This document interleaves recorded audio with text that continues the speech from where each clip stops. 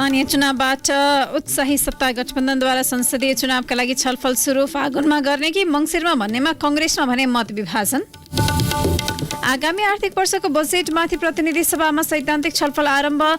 आसन्न निर्वाचनलाई लक्षित गरेर बजेट ल्याइएको प्रतिपक्षी एमालेको आरोप, सत्तापक्षका सांसदद्वारा बचाउ।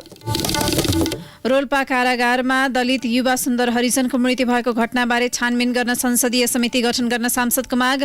घटनाले सिङ्गो राज्य संयन्त्रको भूमिकामाथि प्रश्न चिन्ह खडा गरेको टिप्पणी। रुसी आक्रमणका क्रममा युक्रेनमा 15,000 सम्भावित युद्ध अपराध भएको हेग स्थित अन्तर्राष्ट्रिय अदालतका मुख्य अभियोजनकर्ताको भनाई। 80वटा घटनामा मुद्दा प्रक्रिया सुरु। र विश्व नम्बर 1 जोकोभिचलाई हराउँदै राफेल नाडाल फ्रेन्च ओपन टेनिसको सेमिफाइनलमा। आगामी भिडन्त जर्मनीका अलेक्जेन्डरसँग। नमस्कार, कान्तिपुर डायरीका साथमा साथी केशु र म दिवा। अब समाचार विस्तारमा। स्थानीय चुनावबाट उत्साही सत्ता गठबन्धन संसदीय चुनावको छलफलमा लागेको छ। प्रधानमन्त्री शेरबहादुर देउवा कार्तिक अन्तिममै चुनाव गर्ने मनस्थितिमा हुनुहुन्छ। यद्यपि कंग्रेसभित्रकै कतिपय नेताहरूले संसदको कार्यकाल फागुनसम्म भएको तर्क गर्दै हतार नगर्न सुझाव दिएका छन्। संसदको चुनाव 5 वर्ष अघि 10 र 21 मङ्सिरमा भएको थियो भने आयोगले समानुपातिक सहितको अन्तिम परिणाम फागुनमा मात्र दिएको थियो। सांसदहरूले फागुन 20मा मात्र शपथ लिएकाले प्रतिनिधि सभाको कार्यकाल मङ्सिरमा सकिन्छ कि फागुनमा भन्नेमा कंग्रेसका नेताहरू एकमत छैनन्।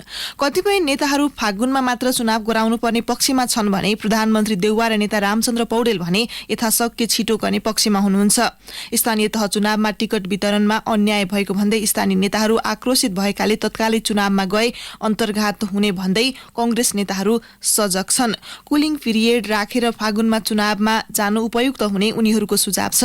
कंग्रेस नेता पौडेलले पार्टीभित्रका केही नेताहरू फागुनमा मात्र चुनाव गराउन इच्छुक भए पनि औपचारिक बैठकमा कसैले त्यस्तो प्रस्ताव नराखेको बताउनुभयो। सोमबार बालुवाटारमा बसेको बैठकको प्रसंग उल्लेख गर्दै नेता पौडेलले भन्नुभयो, गठबन्धन कार्तिक वा मङ्सिरमै चुनाव गराउन तयार छ, तर यसमा प्रधानमन्त्रीकै भूमिका प्रमुख हुन्छ। वर्तमान गठबन्धन भत्काउने र फेरि वाम गठबन्धन बनाउने विषयमा भित्रभित्रै छलफल सुरु भएको सूचना पाएकाले प्रधानमन्त्री देउवा छिटो चुनावको पक्षमा देखिएको कंग्रेसकै नेताहरूको भनाइ छ। प्रधानमन्त्री निकट स्रोतले भन्यो, गठबन्धन भत्काउन पनि छलफल भइरहेको सूचना छ। एमाले र माओवादीकै कतिपय नेताहरू वाम गठबन्धन बनाउन लागेका छन्।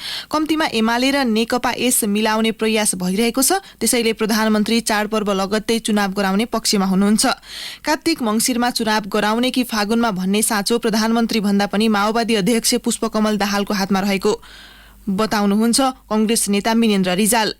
उहाँले थप्नुभयो, चुनावको मिति तोक्ने मात्रै होइन, गठबन्धनलाई कता लैजाने भनेर निर्णय गर्ने भूमिका अहिले दाहालसँग छ। माओवादी नेता नारायण काजी श्रेष्ठले संघीय चुनावको मितिबारे साझेदारबीच अनौपचारिक छलफल भएको बताउनुभयो। एकीकृत समाजवादीका वरिष्ठ नेता झलनाथ खनालले चुनावको मितिबारे प्रारम्भिक छलफल भएको बताउनुभयो। खनालले भन्नुभयो, संसदको कार्यकाल सकिएको मितिमा नै चुनाव गर्ने हो भने कार्तिक अन्तिमतिर गर्नु पर्यो। मङ्सिर त जाँदा हिमाली भेगतिर गाह्रो हुन्छ भन्ने कुरा भएको छ। यद्यपि यो प्रारम्भिक छलफल हो। स्थानीय तह चुनाव परिणामबाट असन्तुष्ट एकीकृत समाजवादी र जनता समाजवादी पार्टी भने अहिले संसदीय चुनावको मिति तोक्ने विषयमा त्यति उत्साहित छैनन्। कान्तिपुर डायरीमा अब कान्तिपुर सविस्तार। कान्तिपुर सविस्तार। प्रतिनिधि सभामा आगामी आर्थिक वर्षको बजेटमाथि सैद्धान्तिक छलफल सुरु भएको छ। संसद सचिवालयका अनुसार बजेटमाथिको हिजो सहित 3 दिन छलफल हुनेछ। विगतमा जस्तो सत्ता पक्ष र विपक्षीका सांसदले आफू अनुकूल हुने गरी बजेटमाथि व्याख्या र टिप्पणी गरिरहेका छन्। तर सबैभन्दा महत्त्वपूर्ण पक्ष भनेको बजेटको प्रभावकारी कार्यान्वयन नै हो। प्रमुख प्रतिपक्ष दल नेकपा एमालेको संसदीय दलको बैठकले बजेटको व्यापक विरोध गर्ने निर्णय गरेसँगै संसदमा आरोप प्रत्यारोप सुरु भएको छ। पूर्व अर्थमन्त्री एवं एमाले सांसद विष्णु पौडेलले लामो आयु नभएको सरकारले संघीय निर्वाचनमा मतदातालाई रिजाउने गरी बजेट आएको आरोप लगाए। संकटोन्मुख अर्थतन्त्रका चुनौतीलाई बेवास्ता गर्दै बजेट मार्फत सस्तो लोकप्रियताका लागि दीर्घकालीन योजना र कार्यक्रमको चाङ लगाएको उनको आरोप थियो। संकटपूर्ण बन्दै गएको अर्थतन्त्रलाई ठिक बाटोमा फर्काउन तत्काल चाल्नुपर्ने कदममा केन्द्रित पर्दथ्यो। तर विडम्बना अर्थतन्त्रका चुनौतीहरूलाई व्यवस्था गरिएको छ र सस्तो लोकप्रियताका लागि अनुकूल ठानिएका र बिना तयारीका दीर्घकालीन प्रकृतिका योजना र कार्यक्रमहरूको चाङ लगाइएको छ। सारत यो बजेट बजेट नभएर सत्तारूढ गठबन्धनको चुनावी घोषणापत्र जस्तो चुनावी प्रचार जस्तो छ सभामुख महोदय। यो मतदातालाई भ्रम पारेर भोट बटुल्ने उद्देश्यले आएको छ। राज्य शक्ति र राज्यको स्रोतलाई दल विशेष वा दलहरूको गठबन्धनको हितमा दुरुपयोग गर्न पाइँदैन सभामुख महोदय। प्रतिपक्ष दलका नेता बोले लगतै आफ्नो भनाइ राख्न रोस्टम पुगेका कंग्रेसका सांसद डाक्टर मिनेन्द्र रिजालले पदीय भूमिका बदलिने बित्तिकै अर्थतन्त्रका विषयमा फरक धारणा राख्न नहुने बताए। उनले भने एउटा विचार चाहिँ एउटा तरङ्ग चाहिँ मेरो मनमा उठिरह्यो। पोहोर साल उहाँले बजेटको विवरण संसद होइन संसद बाहिर प्रस्तुत गर्दा आज बोलेकै कुरा सम्झिएर प्रस्तुत गरे भए त कति राम्रो हुने थियो। उहाँले त्यसबेला अर्थतन्त्र 6.5% वृद्धि हुनेछ भन्नु, कोभिडले थल्लिया थियो मुलुक, खोप लगाउन सुरु पनि गरेका थिएन। 6.5 भन्नुभयो, आज 8 भन्दाखेरि उहाँलाई अचम्मै जस्तो लाग्यो। 6.5% मुद्रास्फीति हुन्छ भन्नुभएको थियो, आज 7 हुन्छ भन्दाखेरि उहाँलाई त्यतिले पनि पुग्दैन जस्तो लागेको छ। मैले यति भन्छु, भूमिका बदलिया छ भन्ने बित्तिकै हामीले भन्ने कुरा आकाश जमिनले फरक पनि हुनुहुँदैन। माओवादीका सांसद एवं पूर्व अर्थमन्त्री वर्षमान पुनले प्रतिपक्षले भनेझै बजेटको गन्तव्य नै नभएको भन्न नमिल्ने टिप्पणी गरे। उनले कृषिको बजेटमा 32% वृद्धि हुनु क्रान्तिकारी छलाङको तर्क गरे। गहुँ तरकारी फलफूलको आयातलाई 30% घटाउने आगामी आर्थिक वर्षमा, त्यसैगरी निर्यात दोब्बर गर्ने कुरो, अन्य उत्पादनहरूको, त्यसैगरी आयातलाई 20% घटाउने कुरो, कृषि क्षेत्रलाई मर्यादित बनाउनको लागि खास गरी किसान पेन्सन कार्यक्रम, योगदानमा आधारित किसान पेन्सन कार्यक्रम यहाँ अगाडि सारिएको छ। यो आफैमा धेरै महत्त्वपूर्ण, कृषि क्षेत्रलाई मर्यादित आकर्षक बनाउने छ। यसरी हेर्दा पूर्वकता मान्यजीले चर्चा गर्नुभएको जस्तो होइन। लोकतान्त्रिक समाजवादी पार्टीका सांसद अनिल कुमार झाले गठबन्धनले कार्यकर्ता र नेतालाई खुसी बनाउन बजेट ल्याएको बताए। उनले आगामी निर्वाचनलाई मध्यनजर गर्दै बजेट वितरणमुखी भएको टिप्पणी समेत गरे। अहिलेको बजेट सरकारमा रहेका साथीहरू र उहाँका नेताहरूले सुझाउनु भएको कुराहरू राखिएर बनाइएको यो बजेट। त्यसैले अब यो बजेटको बारेमा यति भने पनि पुग्छ, यो बजेट समग्रमा वितरणमुखी बजेट हो भन्ने कुरा मलाई लागेको छ। एकीकृत समाजवादी पार्टीका सांसद मेटमणि चौधरीले प्रतिपक्षले भने जस्तो बजेटलाई चुनावी एजेन्डा भन्न नमिल्ने तर्क गरे। उनले अधिकांश कार्यक्रम कार्यान्वयन हुने ढंगका भएको बताएका छन्। र सरकारी, निजी र सहकारी क्षेत्रको सहकार्यमा उत्पादन गर्ने कुरा, पूर्वाधार विकास र पुँजी निर्माण गर्ने कुरा, जलविद्युत उत्पादन र प्रसारण लाइन विस्तार र ग्रामीण विद्युतीकरण गर्ने कुरा, औद्योगिक विकास लगानी प्रवर्धन र पर्यटन क्षेत्रको पुनरुत्पादन गर्ने कुरा, वैज्ञानिक अनुसन्धान र विकास गर्ने कुरा, प्रभावकारी सार्वजनिक सेवा र सुशासन प्रवर्धन गर्ने कुरालाई धेरै महत्त्वको साथ उठाएको छ र आवधिक निर्वाचनलाई पनि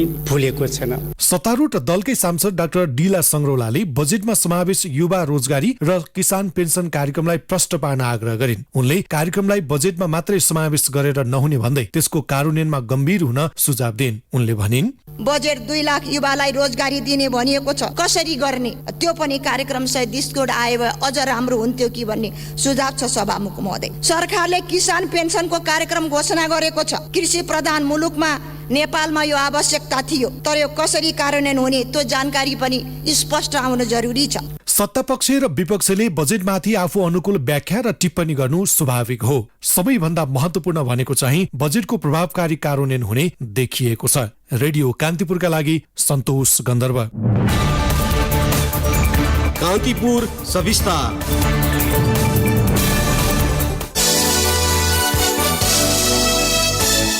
कान्तिपुर सविस्तारपछि कान्तिपुर डायरीमा अब ब्रेकको पालो। कान्तिपुर डायरीमा अब बाँकी प्रसङ्ग। रोल्पा कारागारमा दलित युवा सुन्दर हरिजनको मृत्यु भएको घटनाबारे छानबिन गर्न संसदीय समिति गठनको माग भएको छ। प्रतिनिधि सभाको हिजोको बैठकमा बोल्दै माओवादी केन्द्रकी सांसद अञ्जना बिसङ्खेले हरिजनको मृत्यु प्रकरणमा अदालत, गृह प्रशासन जोडिएको भन्दै संसदीय छानबिन समिति गठन गर्न माग गर्नुभएको हो। रोल्पा जेलबाट अस्ति मात्रै उनको आत्महत्या गरियो, टोयलेटमा आत्महत्या गरियो भनेर उनलाई चाहिँ के त भन्दाखेरि आत्महत्याको कारणले जेलरले चाहिँ सुन्दर हरिजनको नाम होइन कि विजय विक्रमको नाममा विजय विक्रमको आमालाई चाहिँ लास लिन आऊ भन्छन्, जबकि विजय विक्रमको आमाले 1 वर्ष भइसक्यो मेरो छोरा छुटेको इन्डियामा छ भनेर जानकारी दिन्छन्। त्यसकारणले गर्दाखेरि यो घटना, उक्त घटनामा सिङ्गो न्याय प्रशासन, न्यायालय पनि जोडिएको कारणले गर्दाखेरि म संसदीय छानबिन समिति गठन गरियोस्, म सभामुख मार्फत सरकारलाई माग गर्दछु। हात हतियार मुद्दामा 5 वर्ष जेल सजाय पाएका विजय विक्रम शाहको नाममा चोरीको आरोपमा 1 वर्षका लागि जेल सजाय गरिएका हरिजनलाई रोल्पा कारागारमा राखिएको थियो। जेलबाट छुट्ने केही दिन पहिले मात्रै हरिजनले रोल्पा कारागारमा आत्महत्या गरेको समाचार सार्वजनिक भएको थियो। घटनाबारे संसदको ध्यानकर्षण गराउँदै सांसद विशंखले घटनाले राज्यको पुरै शासन संरचनामाथि नै प्रश्न चिन्ह खडा गरेको टिप्पणी गर्नुभयो। कान्तिपुर दैनिकमा 3 दिन पहिले तुफान नेउपानेले लेख्नु भएको समाचार शीर्षक अपराधीको सट्टा जेलमा राखिएका दलित किशोरको ज्यान गयो। यो समाचार पढिसक्दा कुनै फिल्मको कहानी भन्दा कम लाग्दैन, तर यो सत्य समाचारले नेपालको सिङ्गो न्याय प्रणाली, सुरक्षा संयन्त्र र राज्यको पुरै शासन संरचनामाथि नै प्रश्न चिन्ह खडा गरिदिएको छ। हाम्रो देशको सरकार, कानुन, प्रशासन कसरी चलिरहेको छ र यसलाई चलाउने ठाउँमा विराजमान भएका व्यक्तिहरूले गरिब, दलित, बालबालिका विरुद्ध आफै कसरी राज्यको संयन्त्र दुरुपयोग गरेर एउटा अपराधीलाई छुटाउँदो रहेछन् भन्ने विषय ज्वलन्त उदाहरण हो। यसैबीच गृहमन्त्री बालकृष्ण खाँडले रोल्पा कारागारमा कैदी सुन्दर हरिजनले झुन्डिएर आत्महत्या गरेको घटना सम्बन्धमा स्थलगत छानबिन गरी प्रतिवेदन पेश गर्न समिति गठन गर्नुभएको छ। गृहमन्त्री खाँडले मन्त्रालयका सहसचिव सूर्य प्रसाद सेडाईको संयोजकत्वमा हिजो 5 सदस्यीय छानबिन समिति गठन गर्नुभएको हो। समितिलाई 7 दिनभित्र प्रतिवेदन पेश गर्न निर्देशन दिएको मन्त्रालयका सूचना अधिकारी वसन्त भट्टराईले जानकारी दिनुभयो। रोल्पा कारागारमा मृत भेटिएका नेपालगञ्ज उपमहानगरपालिका 2 घरबारी टोलका सुन्दर हरिजनको परिवारले सब बुझेका छन्। शिक्षा, विज्ञान तथा प्रविधि मन्त्रालयले आउँदो आर्थिक वर्षदेखि करिब 1 खर्ब लागतमा विद्यालय शिक्षा योजना क्षेत्र योजना SESP लागू गर्ने भएको छ। 2016-17 मा सुरु भएको विद्यालय क्षेत्र विकास कार्यक्रम SSDP लाई निरन्तरता दिँदै संघीयता अनुकूल नयाँ कार्यक्रम सुरु गर्न लागि मन्त्रालयको योजना शाखाका सहसचिव हरिप्रसाद लम्सालले बताउनुभयो। यो कार्यक्रम 10 वर्ष सञ्चालन गर्ने मन्त्रालयको लक्ष्य छ। पहिलो चरण 5 वर्षका लागि बजेटको व्यवस्था गरिएको छ भने दात्री निकायले 92 अर्ब लगानी गर्ने प्रतिबद्धता जनाएका छन्। आगामी 5 वर्षका लागि विद्यालय शिक्षामा 9 खर्ब 54 अर्ब बजेट आवश्यक पर्ने अनुमान छ। सरकारले 8 खर्ब 33 अर्ब र दात्री निकायले 92 अर्ब बिहोर्नेछन्। अर्थमन्त्री जनार्दन शर्माले आइतबार संसदमा बजेट पेश गर्दै प्रदेश र स्थानीय तहको सहकारीमा रोजगारमूलक र जीवन उपयोगी शिक्षा प्रदान गर्न विद्यालय शिक्षा क्षेत्र सुधार कार्यक्रम कार्यान्वयनमा ल्याइने बताउनुभयो। SESP ले पनि SSDP ले जस्तै सार्वजनिक शिक्षा सुधार गर्ने लक्ष्य लिएको छ। मन्त्रालयले सञ्चालन गर्दै आएका कतिपय नियमित कार्यक्रम पनि SESP भित्रै समेटिने सहसचिव लम्सालले बताउनुभयो।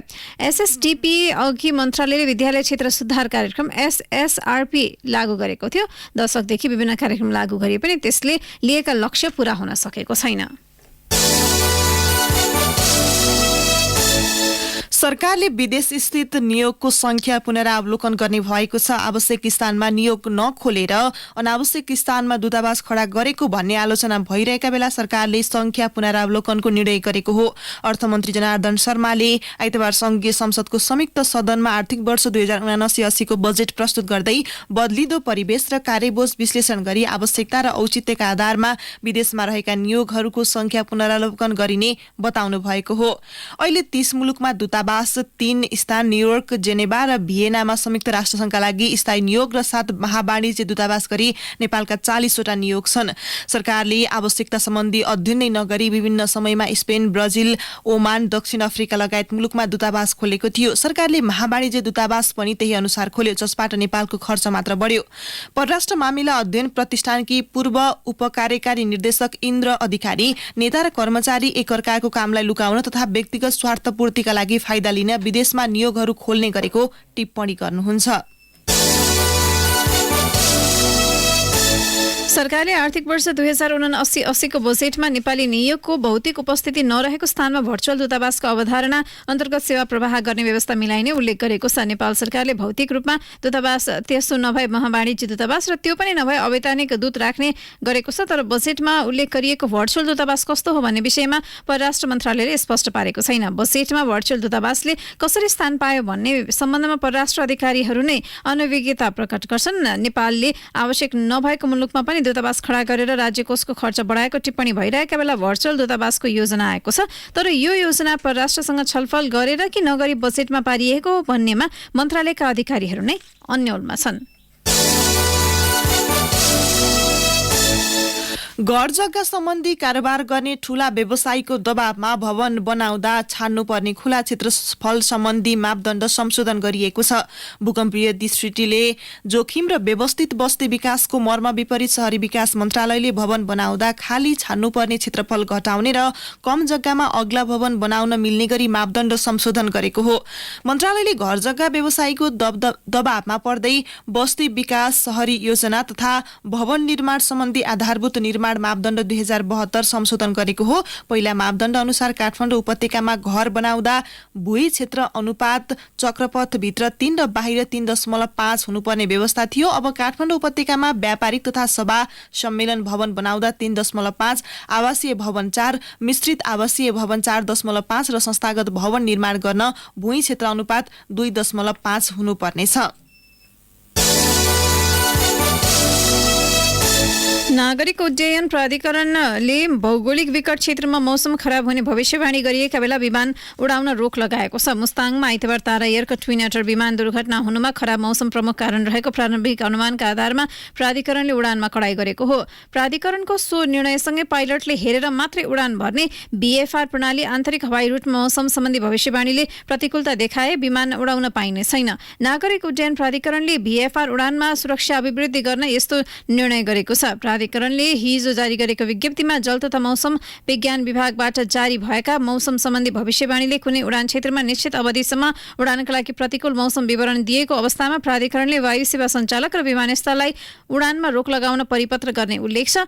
प्राधिकरणले वायु सेवालाई उडान अघि पुग्नुपर्ने गन्तव्य र हवाई मार्गको मौसम बारेको जानकारी जल तथा मौसम विज्ञान विभागबाट लिई विमानस्थलमा उडान अघि बुझाउन निर्देशन दिएको छ।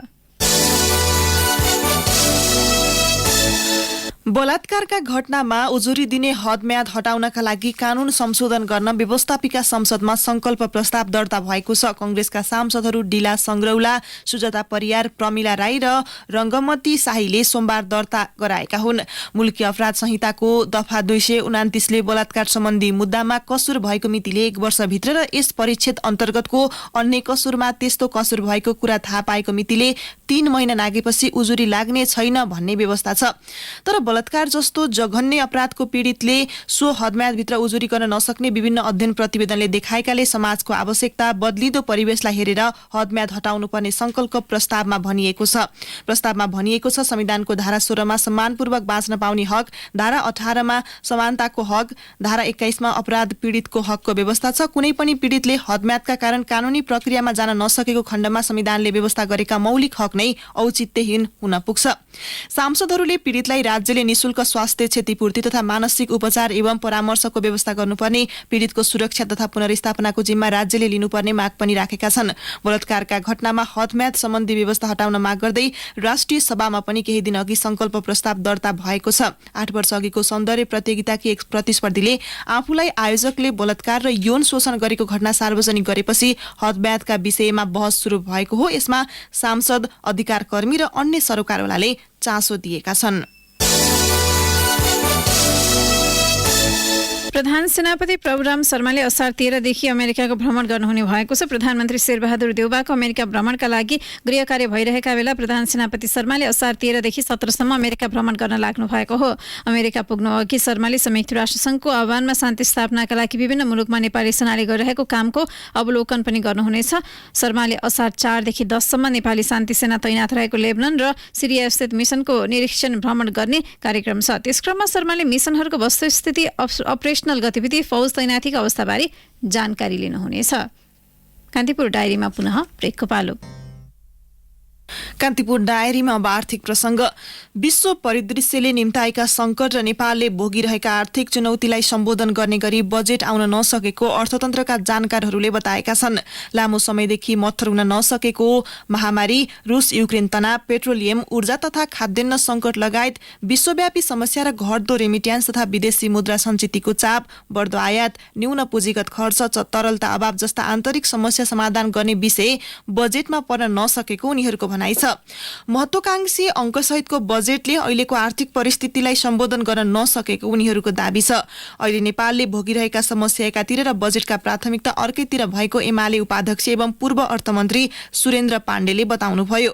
कान्तिपुरले हिजो आयोजना गरेको बजेट समीक्षा कार्यक्रममा पाण्डेले भन्नुभयो, वर्तमान आर्थिक अवस्थालाई बिल्कुल व्यवस्था गरियो, मानौकी कुनै समस्या नै छैन। विश्व र नेपालले भोगिरहेको समस्या एकातिर छन्, बजेटका योजना र कार्यक्रमले अर्को दिशा तय गरेका छन्। उपचार गर्नुपर्ने एकातिर छ, हामी अर्कैतिर मलम लगाइरहेका छौं। प्रतिपक्षीय सांसदहरूले आलोचना गरे पनि सत्तापक्षीय सांसदहरूले भने एकाध विषयमा बाहेक उत्कृष्ट बजेट आएको दावी गरिरहेका छन्। सरकारले कृषिमा 32% बजेट विनियोजन गरेर इतिहासमै राम्रो काम गरेको माओवादी केन्द्रका सांसद एवं पूर्व अर्थमन्त्री वर्षमान पुनले बताउनुभयो। बजेटमा विभिन्न 5वटा विषयलाई निकै महत्वका साथ सम्बोधन गरिएको राष्ट्रिय योजना आयोगका उपाध्यक्ष विश्व पौडेलले बताउनुभयो। उहाँले भन्नुभयो, उत्पादन बिनाको उपभोग, वितरण बिनाको समृद्धि, प्रतिफल बिनाको खर्च, स्थिरता बिनाको गति र मूल्याङ्कन बिनाको कार्यक्रम निरन्तरता हामीले भोगिरहेको अवस्था हुन्। कुर्सीमा जुन मान्छे पुगे पनि यिनै प्रश्न भोग्ने हो। तरलता अभाव नेपालले लामो समयदेखि भोगिरहेको चुनौती रहेको पनि पौडेलको भनाइ छ। विद्युतको खपत बढाएर पेट्रोलियम पदार्थको प्रयोग घटाउनु पर्ने बेला सरकारले विद्युतीय सवारीमा कर बढाएको भन्दै सत्तारूढ र प्रतिपक्षी दलका सांसदहरूले विरोध गरेका छन्। प्रतिनिधि सभामा हिजो आर्थिक वर्ष 2079-80 को राजस्व र व्ययको वार्षिक अनुमान बजेटमाथि छलफल गर्ने क्रममा उनीहरूले विद्युतीय सवारीमा वृद्धि गरिएको कर हटाउन माग गरेका हुन्। सरकारले बजेटमा विद्युतीय सवारीमा 120% कर लाग्ने व्यवस्था गरेको छ, जस अनुसार पिक आवर 100 देखि 200 किलोवाटसम्मका विद्युतीय सवारी साधनमा 30, 200 देखि 300 किलोवाटसम्ममा 45 र 300 किलोवाट भन्दा बढी पिक आवर भएका 60% अन्त शुल्क तोकिएको छ। ती सवारीमा त्यति नै दरमा भन्सार महसुल पनि लगाइएको छ। यही विषयमा सांसदहरूले विरोध गरेका हुन्। पूर्व अर्थमन्त्री तथा माओवादी केन्द्रका सांसद वर्षमान पुनले समेत विद्युतीय सवारीमा लगाएको कर हटाउन सरकार र अर्थमन्त्री जनार्दन सर्वालाई आग्रह गर्नुभएको छ। प्रमुख प्रतिपक्षी दल एमालेका सांसद तथा पूर्व अर्थमन्त्री विष्णु पौडेलले कर बढाएर विद्युतीय सवारी साधनको प्रयोगलाई निरुत्साहित गर्न खोजिएको बताउनुभयो। अब अन्तर्राष्ट्रिय प्रसंग, रुसी आक्रमणका कारण युक्रेनमा 15,000 सम्भावित युद्ध अपराध भएको नेदरल्यान्ड्सको हेग स्थित अन्तर्राष्ट्रिय अपराध सम्बन्धी अदालतका मुख्य अभियोजनकर्ताले बताएका छन्। दैनिक 200 देखि 300 वटा युद्ध अपराधका घटना दर्ता हुने गरेको मुख्य अभियोजनकर्ता इरिना भेनेक्टिदोभाले बताउनु भएको हो। 600 घटनामा आरोपीहरू पहिचान भइसकेको तथा 80 वटा माथिको मुद्दा प्रक्रिया सुरु भइसकेको हो। आरोपीहरूको सूचीमा रुसका उच्च सैनिक अधिकारी, राजनीतिक कर्मी र प्रोपोगाण्डा एजेन्ट रहेको बीबीसीले उल्लेख गरेको छ। डोनबास क्षेत्रबाट हजारौं युद्ध अपराधका घटना दर्ता भएको हेगले उल्लेख गरेको छ। पूर्वी डोनबास क्षेत्रमा अझै पनि रुस र युक्रेनका सेनाबीच दोहोरो भिडन्त भइरहेका छन्। अब खेल प्रसंग। विश्व नम्बर 1 नोवाक जोकोभिचलाई हराउँदै राफेल नाडाल फ्रेन्च ओपन टेनिसको पुरुष एकलतर्फको सेमी फाइनलमा प्रवेश गरेका छन्। गए राति भएको क्वार्टर फाइनलको खेलमा चिर प्रतिद्वन्दी नाडाल र जोकोभिच बीच रोमाञ्चक खेल भएको थियो। नाडालले 6-2, 4-6, 6-2, 7-6 को सेटमा सेमिफाइनल यात्रा तय गरे। 21 पटक ग्रान्ड स्ल्याम उपाधि जितेका नाडालले सेमिफाइनलमा जर्मनीका अलेक्जेन्डर वेभरेभसँग प्रतिस्पर्धा गर्नेछन्। नाडालले हालसम्म फ्रेन्च ओपनमा खेलेका 113 म्याचमा 110 मा जित निकालेका छन्। गत वर्षको फ्रेन्च ओपनमा नाडाललाई जोकोभिचले हराएका थिए। हालसम्म यी दुई खेलाडी बीच भएको 59 वटा खेलमा 30 मा जोकोभिच र 29 मा नाडाल विजयी भएका छन्। अब मौसम सम्बन्धी जानकारी। प्रदेश 1 बागमती र गण्डकी प्रदेशमा आंशिक बदली रही केही स्थानमा हावाहुरी सहित हल्का वर्षाको सम्भावना रहेको जल तथा मौसम विज्ञान विभागले जनाएको छ। केही बेर अघि 18 डिग्री सेल्सियस मापन गरिएको काठमाडौँ उपत्यकाको अधिकतम तापक्रम आज 26 डिग्री सेल्सियससम्म पुग्नेछ। सूर्योदय बिहान 5:09 भयो भने सूर्यास्त साँझ 6:55 हुनेछ।